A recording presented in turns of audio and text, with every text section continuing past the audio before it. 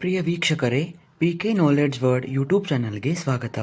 ಯಾರಾದರೂ ನಮ್ಮ ಚಾನಲ್ಗೆ ಸಬ್ಸ್ಕ್ರೈಬ್ ಆಗಿಲ್ಲ ಅಂದರೆ ಈ ಕೂಡಲೇ ಸಬ್ಸ್ಕ್ರೈಬ್ ಆಗಿ ಹಾಗೂ ಪಕ್ಕದಲ್ಲಿರುವ ಬೆಲ್ ಐಕಾನ್ ಮೇಲೆ ಕ್ಲಿಕ್ ಮಾಡಿ.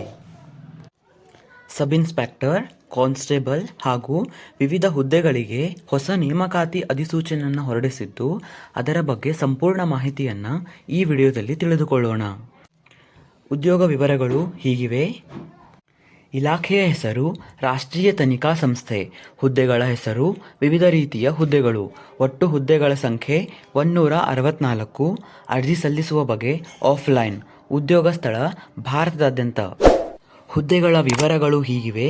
ಇನ್ಸ್ಪೆಕ್ಟರ್ 55, ಸಬ್ ಇನ್ಸ್ಪೆಕ್ಟರ್ 64, ಸಹಾಯಕ ಸಬ್ ಇನ್ಸ್ಪೆಕ್ಟರ್ 40, ಹೆಡ್ ಕಾನ್ಸ್ಟೇಬಲ್ 5. ವಿದ್ಯಾರ್ಹತೆ. ಈ ಅಧಿಸೂಚನೆಯ ಪ್ರಕಾರ ಹುದ್ದೆಗಳಿಗೆ ಅರ್ಜಿ ಸಲ್ಲಿಸಬಯಸುವ ಅಭ್ಯರ್ಥಿಗಳು ಅಂಗೀಕೃತ ವಿಶ್ವವಿದ್ಯಾಲಯದಿಂದ 12ನೇ ತರಗತಿ ಪದವಿ ಮುಗಿಸಿರುವ ಅಭ್ಯರ್ಥಿಗಳು ಅರ್ಜಿಯನ್ನು ಸಲ್ಲಿಸಬಹುದಾಗಿದೆ. ವಯೋಮಿತಿ. ಈ ಹುದ್ದೆಗಳಿಗೆ ಅರ್ಜಿ ಸಲ್ಲಿಸಲು ಗರಿಷ್ಠ 56 ವರ್ಷ ವಯೋಮಿತಿ ಒಳಗಿನ ಅಭ್ಯರ್ಥಿಗಳು ಅರ್ಜಿಯನ್ನು ಸಲ್ಲಿಸಬಹುದಾಗಿದೆ. ಅಭ್ಯರ್ಥಿಗಳಿಗೆ ನೇಮಕಾತಿ ನಿಯಮಾನುಸಾರ ವಯೋಮಿತಿ ಸಡಲಿಕೆಯನ್ನು ಸಹ ನೀಡಲಾಗಿರುತ್ತದೆ. ವೇತನ ಶ್ರೇಣಿ.